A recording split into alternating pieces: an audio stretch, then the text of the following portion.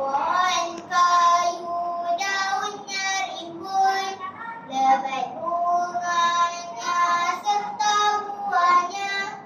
Walaupun hidup 1000 tahun, kalau tak sembahyang, apa gunanya? Kawan-kawan, solatlah pada waktunya.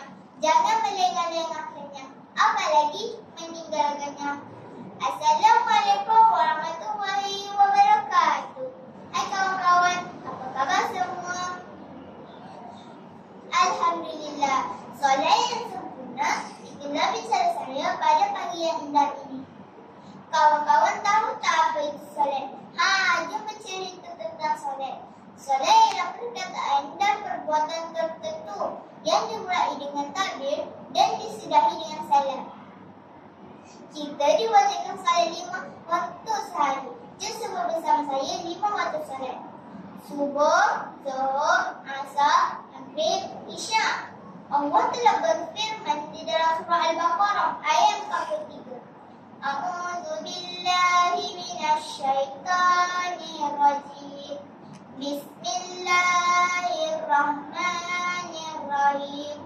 Wa aqimus salata wa atuz zakat. Maksudnya, dan dirikanlah kamu akan salat dan keluarkanlah zakat. Solat 5 waktu merupakan rukun Islam yang wajib kita tunaikan.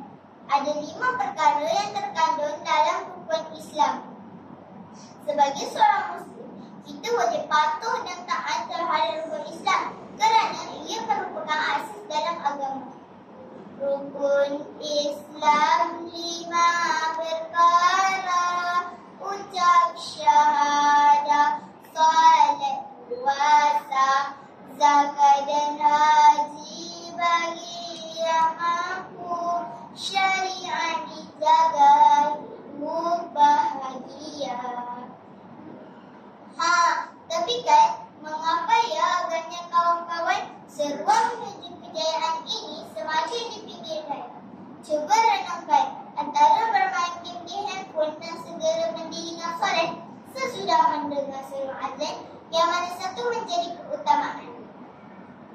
Alah, mama ni orang tengah main lah, sekejap lagi orang solat lah. Kawan-kawan, dalam sirah perjalanan Isra' Mi'raj, baginda Rasulullah SAW telah ditunjukkan sesungguhnya orang yang meninggalkan solat, dia akan mendapat dosa yang besar. Mereka akan dimasukkan ke dalam neraka sakar dan disiksa dengan api yang marah membakar.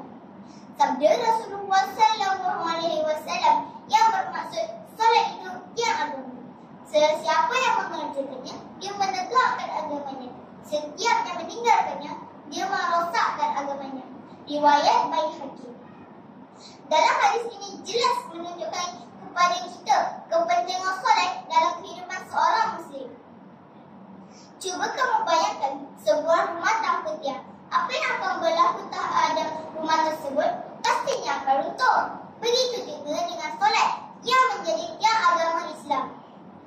Jika seseorang Muslim itu meninggalkan solat, dia meruntuhkan agamanya sendiri. Na'udzubillah min dzalik. Kalau kawan-kawan yang tahu, banyak faedahnya jika kita solat.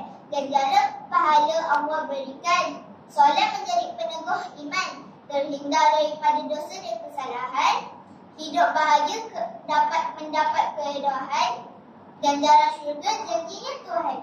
Ingat kawan-kawan, mati itu pasti, syurga itu pasti. Jadilah hamba sejati kepada Allah Rabbul Izzat. Sekian, wabillahi taufiq wal hidayah. Wassalamualaikum warahmatullahi wabarakatuh.